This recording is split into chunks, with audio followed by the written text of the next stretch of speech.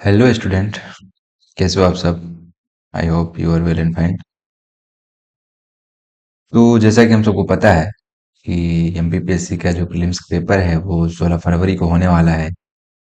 तो हमने सोचा कि क्यों ना आप लोगों के लिए एक एमसीक्यू सीरीज लाया जाए। इसके उपलक्ष्य में मैं सभी इम्पोर्टेंट टॉपिक्स का इम्पोर्टेंट एमसीक्यूज आपको प्रदान करूंगा विथ एक्सप्लेनेशन। ठीक है। और अब ये अभी तो यूपीएससी का भी नोटिफिकेशन आ चुका है, तो यूपीएससी का भी फॉर्म डला रहा है। तो यूपीएससी और एमपीपीएससी दोनों का लेवल रहेगा इसमें। तो आप सभी लोग बने रहिए वीडियो में। और ये सीरीज इंपॉर्टेंट टॉपिक्स के लिए है, जैसे Indus valley civilization, ancient history में इंडस वैली सिविलाइजेशन हो गया, वैदिक एज हो गया, मॉडर्न एज हो गया। ठीक है। ऐसे ही मेडिवल हिस्ट्री में सल्तनत काल, मुगल काल। ठीक है। मॉडर्न में भारतीय राष्ट्रीय आंदोलन जैसे। ठीक है। इस तरीके से तो आज हम लोग स्टार्ट करेंगे फर्स्ट वीडियो। इसमें मैं इंडस वैली सिविलाइजेशन के बारे में बताऊंगा आपको। इसके 20 एमसीक्यूज रहेंगे और साथ ही इसका थोड़ा बहुत एक्सप्लेनेशन समझते हुए चलेंगे। ठीक है।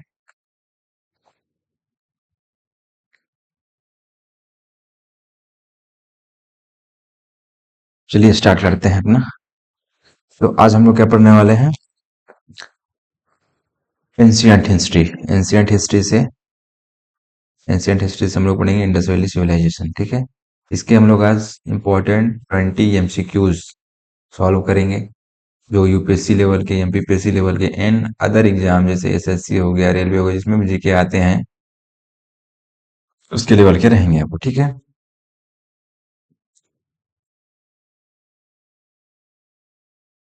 फर्स्ट मेरा जो क्वेश्चन है वो है, सिंधु घाटी सभ्यता का कौन सा प्रमुख स्थल पाकिस्तान में स्थित है?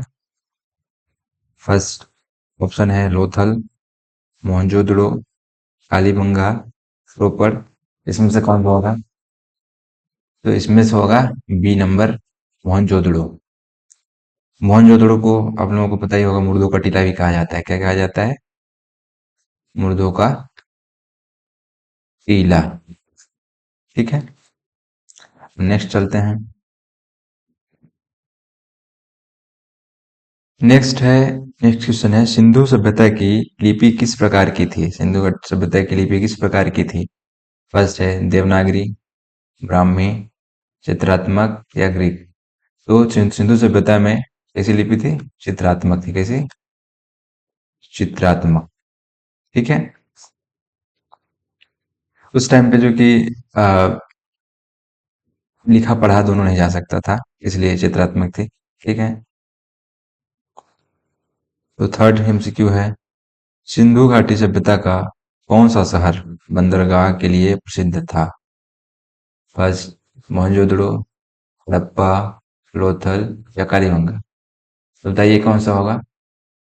तो जो बंदरगाह के लिए प्रसिद्ध है वो है लोथल। लोथल कहाँ पे स्थित है अभी वर्तमान में, ये आपको बताना है। ठीक है। फोर्थ क्वेश्चन है, सिंधु घाटी सभ्यता के लोगों का प्रमुख व्यवसाय क्या था? फर्स्ट है कृषि, सेकंड व्यापार, शिकार या पशुपालन। तो घाटी सभ्यता के लोगों का प्रमुख व्यवसाय क्या था? वो था कृषि। क्या था? कृषि। ठीक है। फिर अपना फिफ्थ क्वेश्चन है, मोहनजोदड़ो का अर्थ क्या है? मोहनजोदड़ो का अर्थ क्या है?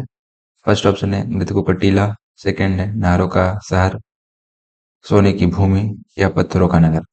इसमें से कौन सा सही है? मृतकों का टीला। मोहनजोदड़ो को मृतकों का टीला भी कहा जाता है।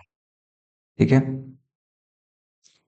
उसके बाद सिक्स क्वेश्चन है अपना, हड़प्पा सभ्यता के लोग किस धातु से परिचित नहीं थे? किस धातु से परिचित नहीं थे? फर्स्ट है तांबा, कांसा, सोना या लोहा।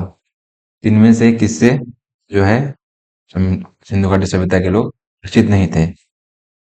तो इसमें से कौन से थे? लोहा से परिचित नहीं थे। ठीक है। बाकी तांबा, कांसा, सोना इन सब से वे परिचित थे। ठीक है। उसके बाद सेवंथ क्वेश्चन है, सिंधु घाटी सभ्यता में सबसे महत्वपूर्ण सार्वजनिक स्थल कौन सा था? सबसे महत्वपूर्ण सार्वजनिक स्थल कौन सा था? फर्स्ट ऑप्शन है ग्रेट बाथ विशाल स्नानागार, सेकंड है विशाल मंदिर, थर्ड है किले, फोर्थ है स्कूल। इसमें बताना है सिंधु घाटी सभ्यता में सबसे महत्वपूर्ण सार्वजनिक स्थल कौन सा था, तो वो है ग्रेट बाथ विशाल स्नानागार। उसके बाद एट्थ क्वेश्चन है, हड़प्पा सभ्यता की प्रमुख फसल कौन सी थी? फर्स्ट है गेहूं, जौ, धान, बाजरा या कपास। तो हड़प्पा सभ्यता की प्रमुख फसल कौन सी थी? गेहूं और जौ। कौन सी थी? गेहूं और जौ। ठीक है। उसके बाद नाइन्थ क्वेश्चन आता है, सिंधु घाटी सभ्यता की खोज की किस वर्ष हुई थी? सिंधु घाटी सभ्यता की खोज किस वर्ष हुई थी?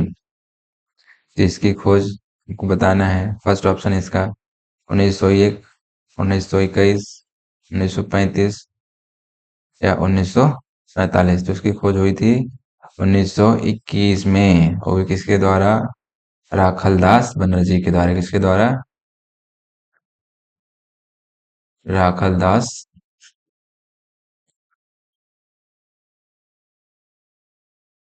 बनर्जी के द्वारा। ठीक है। सिंधु घाटी सभ्यता के लोग किस देवता किस देवता की पूजा करते थे?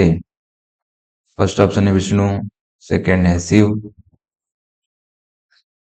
थर्ड है ब्रह्मा एंड फोर्थ है इंद्र। तो इसमें से किसकी पूजा सिंधु घाटी समुदाय के लोग करते थे? किसकी करते थे? शिव की, पशुपति, पशुपति देव।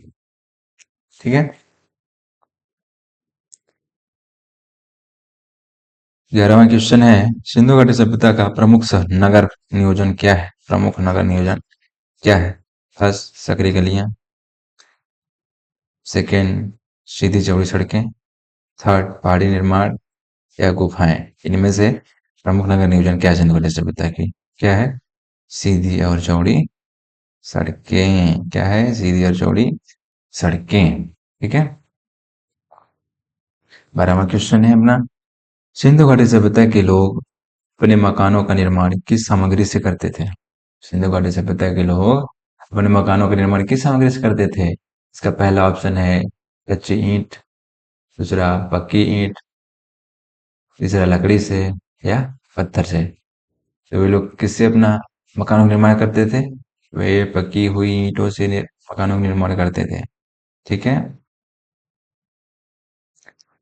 हड़प्पा सभ्यता का कौन सा स्थल राजस्थान में स्थित है? हड़प्पा सभ्यता का कौन सा स्थल राजस्थान में स्थित है? First Kalibanga, second Lothal, third Rakhigarhi या फोर्थ चंद्रगढ़। इनमें से कौन सा राजस्थान में स्थित है? कौन सा राजस्थान में स्थित है? कालीबंगा जो है राजस्थान में स्थित है। ठीक है। और ये लोथल कहाँ पे है? ये गुजरात में है। ठीक है। बाकी आप देख लीजिएगा अच्छे से। ठीक। वैसे मैं आपको लास्ट में इसका एक्सप्लेनेशन सिंधु घाटी सभ्यता को शॉर्ट फॉर्म में मैं आपको बताऊंगा। ठीक है। तो फोर्थ क्वेश्चन है, सॉरी 14th क्वेश्चन है, सिंधु घाटी सभ्यता की मुद्राओं पर किसका चित्रण प्रमुखता से मिलता है? सिंधु घाटी सभ्यता की मुद्राओं पर किसका चित्रण प्रमुखता से मिलता है? पहला ऑप्शन है घोड़ा, दूसरा ऑप्शन एक सिंग वाला बैल, तीसरा ऑप्शन है हाथी, चौथा ऑप्शन है मछली। तो इनमें से किसका चित्रण प्रमुखता से सिंधु घाटी सभ्यता की मुद्राओं पर मिलता है? किसका मिलता है? एक सिंग वाला बैल। मतलब उनकी मुद्राओं पे एक सिंग वाले बैल का चित्र लगा रहता था। ठीक है। 15वां क्वेश्चन है, सिंधु घाटी सभ्यता में सबसे बड़ी इमारत कौन सी थी? सिंधु घाटी सभ्यता में सबसे बड़ी इमारत कौन सी थी? पहला ऑप्शन है विशाल स्नानागार, दूसरा ऑप्शन अन्नागार, थर्ड ऑप्शन राजा का महल, फोर्थ ऑप्शन है किला। तो इनमें से कौन सा सबसे बड़ी इमारत थी सिंधु घाटी सभ्यता की? वो क्या थी? ग्रैंडरी यानी अन्नागार। ठीक है।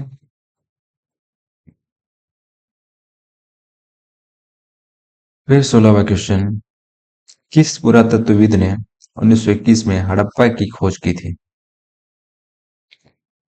किस पृथ्वीद ने हड़प्पा सभ्यता की खोज की थी? फर्स्ट है आर टी बनर्जी, सेकंड है Dayaram Sahni, John Marshall, Alexander Cunningham. 1921 में हड़प्पा सभ्यता की खोज किसने की थी? दयाराम साहनी ने। ठीक है।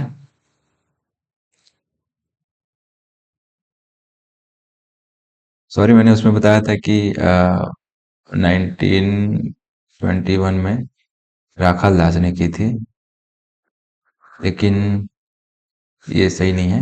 ये राखाल दास नहीं होंगे, दयाराम साहनी होंगे। ठीक है, मैंने गलती से बोल दिया था। ठीक, तो ध्यान रखिए इसको। किस प्रतिनिधि ने 1922 में मोहनजोदड़ो की खोज की थी?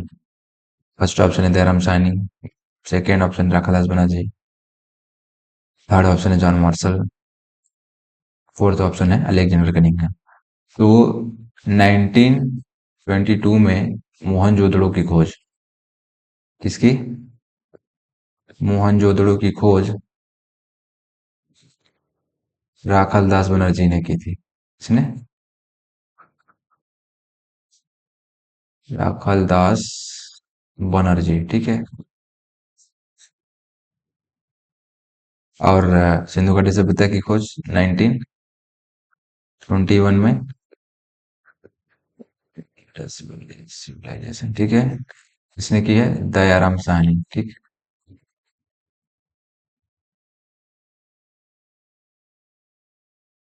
फिर अगला क्वेश्चन देखते हैं। सिंधु घाटी सभ्यता के लोग किस खेल से परिचित थे उस टाइम में? मतलब कौन सा खेल ज्यादा प्रचलन में था? ठीक है। फर्स्ट ऑप्शन है शतरंज, सेकेंड है ताश, थर्ड है पासा, फोर्थ है कबड्डी। तो किससे परिचित थे? तो यह है पासा से, यानी कि डाइस पासा से। ठीक है। 19वां क्वेश्चन है, सिंधु घाटी सभ्यता की किस विशेषता ने अन्य समकालीन सभ्यताओं से अलग बनाया है? इसको अन्य समकालीन सभ्यताओं से किस प्रकार अलग बनाया है? इसकी क्या विशेषता है ऐसी? फर्स्ट ऑप्शन है विशाल मंदिर, नगर नियोजन, युद्ध कला, भव्य महल। तो इसकी प्रमुख विशेषता है नगर नियोजन, जो और सभ्यताओं से इसको अलग बनाता है। ठीक है। तो अपना आज का लास्ट क्वेश्चन है, सिंधु घाटी सभ्यता के पतन का प्रमुख कारण क्या माना जाता है? सिंधु घाटी सभ्यता के पतन का प्रमुख कारण क्या माना जाता है? फर्स्ट ऑप्शन है बाहरी आक्रमण, बाढ़ या जलवायु परिवर्तन, भूकंप, कृषि विफलता। तो इसका सही ऑप्शन क्या होगा? बाढ़ और जलवायु परिवर्तन। ठीक है। अब हम लोग देख लेते हैं सिंधु घाटी सभ्यता का शॉर्ट में परिचय। ठीक है। तो सिंधु घाटी सभ्यता का जो समय है वो कब कब से कब तक है? 2500 ईसा पूर्व से 1500 ईसा पूर्व तक। ठीक है ना? ईसा पूर्व मतलब समझ रहे हैं ना? ईसा पूर्व का मतलब यानी कि ईस्वी से पूर्व, मतलब जैसे जब ईसा मसीह का जन्म हुआ था उसके पूर्व, यानी 2500 वर्ष पूर्व। ठीक है। तो कालखंड इसका क्या है? 2500 ईसा पूर्व से 1500 ईसा पूर्व। और इसका जो ये कहाँ कहाँ फैला हुआ है? भारत और पाकिस्तान में। कहाँ फैला हुआ है? भारत और पाकिस्तान में। ठीक है। और इसकी जो प्रमुख नदी है वो सिंधु नदी है। सिंधु नदी, और इसकी सहायक नदियां भी अनेक हैं जिसकी खोज की जा रही है। ठीक है। इसकी जो खोज है हिंदू सिंधु घाटी सभ्यता की, वो मैंने भी बताया था 1921 में राखाल दास बनर सॉरी दयाराम साहनी ने की थी। ठीक है, दयाराम साहनी ने। और 1922 में मोहनजोदड़ो की खोज राखाल दास बनर्जी ने की थी। इसका अन्य नाम हड़प्पा सभ्यता भी है। इसको सिंधु घाटी सभ्यता और हड़प्पा सभ्यता भी कहते हैं। ठीक है। फिर प्रमुख स्थलों के बारे में जान लेते हैं, कौन कहाँ कहाँ विकसित है। तो प्रमुख स्थल हड़प्पा जो है, हड़प्पा स्थल है वो पाकिस्तान के पंजाब में स्थित है। इसकी प्रमुख विशेषता है यहाँ पे अन्नागार, सुनियोजित नगर पाए जाते हैं। ठीक है। मोहनजोदड़ो यह पाकिस्तान के सिंध में स्थित है। इसमें विशाल स्नानागार और ग्रेट ग्रेनरी पाई गई है। लोथल लोथल गुजरात में स्थित है। इन सबको आपको याद रखना है। कोई पूछ सकता है कि लोथल कहाँ पे स्थित है, गालीबंगा कहाँ पे स्थित है, इसकी क्या विशेषता है, ठीक है। इस टिप्स को आपको याद रखना है, इसीलिए मैं आपको एमसीक्यू के साथ में आपको शॉर्ट नोट्स भी प्रदान कर रहा हूँ, ठीक है। तो लोथल कहाँ पे है? गुजरात में है। और इसकी क्या विशेषता है? यहाँ पे गोदी और व्यापार का केंद्र ये था, ठीक है, डेकयार्ड। लोथल मतलब बंदरगाह, ठीक है, डेकयार्ड। कालीबंगा ये राजस्थान में स्थित है। यहाँ पे जोते हुए खेतों के निशान और अग्निकुंड मिले हैं। चन्हू चन्हूदड़ो कहाँ स्थित है? पाकिस्तान में। यहाँ पे खिलौने और मनकों का निर्माण का केंद्र माना जाता है। राखी गढ़ी कहाँ पे है? हरियाणा। सबसे बड़ा हड़प्पा स्थल है ये। राखी गढ़ी जो है सबसे बड़ा हड़प्पा स्थल है। ये भी क्वेश्चन आप पूछ सकता है कि सबसे बड़ा हड़प्पा स्थल कौन सा है, तो राखी गढ़ी है, जो यहाँ हरियाणा में स्थित है, ठीक है। धौलावीरा धौलावीरा कहाँ स्थित है? गुजरात में। जो जल प्रबंधन प्रणाली है वो तीनों भाग में विभाजित शहर है। तो इस चीज को आपको अच्छे से पढ़ लेना है, ठीक है। इस चीज को आपको, ये मोस्ट इंपॉर्टेंट है, इससे क्वेश्चन आपके बन सकते हैं, चाहे पीएससी हो चाहे यूपीएससी हो, ठीक है।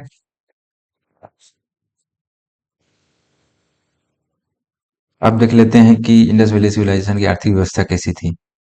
आर्थिक व्यवस्था कैसी थी? तो कृषि उस टाइम पे जो प्रमुख फसल उगाए जाते थे वो गेहूं, जौ, कपास, तिल, सरसों आदि उगाए जाते थे। और भारत में सबसे पहले कपास की खेती सिंधु घाटी सभ्यता से ही हुई थी, ठीक है। भारत में सबसे पहले कपास की खेती सिंधु सभ्यता में ही हुई थी, ठीक है। और सिंचाई के लिए कुएं नहरों का उपयोग किया जाता था उस टाइम पे। और व्यापारिक स्थिति कैसी थी? व्यापार में आंतरिक और बाहरी व्यापार उन्नत था। व्यापार के प्रमुख केंद्र उस टाइम पे मेसोपोटामिया, फारस और अफगानिस्तान थे, ठीक है।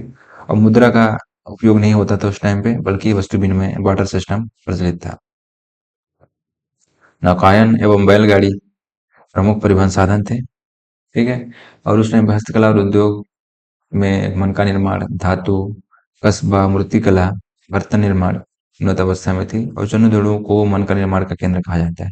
क्या कहा जाता है? चन्नू दड़ों को मन का निर्माण का केंद्र कहा जाता है। तो इसमें आपको ये याद रखना है, सबसे इम्पोर्टेंट है कि कृषि में, कि जो कपास की खेती थी वो सबसे पहले कहाँ उगाया जाता था? सिंधु घाटी सभ्यता में, ठीक है। ठीक। और इसमें एक और इम्पोर्टेंट सबसे जो लग रहा है मेरे को, कि चन्नू दड़ू को मन का निर्माण का केंद्र कहा जाता है। क्या? चन्नू दड़ू को मन का निर्माण का केंद्र कहा जाता है, ठीक है। बाकी आपको अच्छे से पढ़ लेना है इसको। सांस्कृतिक विशेषताएं उस टाइम की क्या थी? धर्म कैसे थे? तो सिंधु घाटी सभ्यता के लोग पशुपति महादेव, किसकी? पशुपति महादेव की पूजा करते थे, ठीक है। और एक सिंह वाले बैल की मूर्तियां भी मिली हैं उस टाइम पे। और मातृदेव की पूजा के लिए प्रमाण भी मिले हैं। मतलब ये पुरुष के साथ साथ स्त्रियों का भी काफी महत्व था इस टाइम पे, ठीक है। इस टाइम की भाषा जो थी या लिपि थी, वो लिपि थी चित्रलिपि, पिक्टोग्राफिक स्क्रिप्ट। अब तक लिपि को पूरी तरह पढ़ा नहीं जा सका है। कला और मूर्ति कला उस टाइम में कैसी थी? नृत्य करती लड़की की कांस्य मूर्ति उस टाइम पे मिली है। आप लोग एनसीईआरटी पढ़ेंगे तो उसमें पता चलेगा। पुरुष योगी की पक्की मिट्टी की मूर्ति, मृदभान तांबे कांसे मूर्तियां प्रसिद्ध हैं। प्रमुख आविष्कार और तकनीक उस टाइम का जो सबसे बड़ा वो है, पकी हुई ईंटों का उपयोग। इसका पकी हुई ईंटों का उपयोग मिला था। और नालियों को सुनियोजित निर्माण, जल प्रबंधन प्रणाली विकसित था उस टाइम पे, जो इसके लिए धौलावीरा प्रसिद्ध है।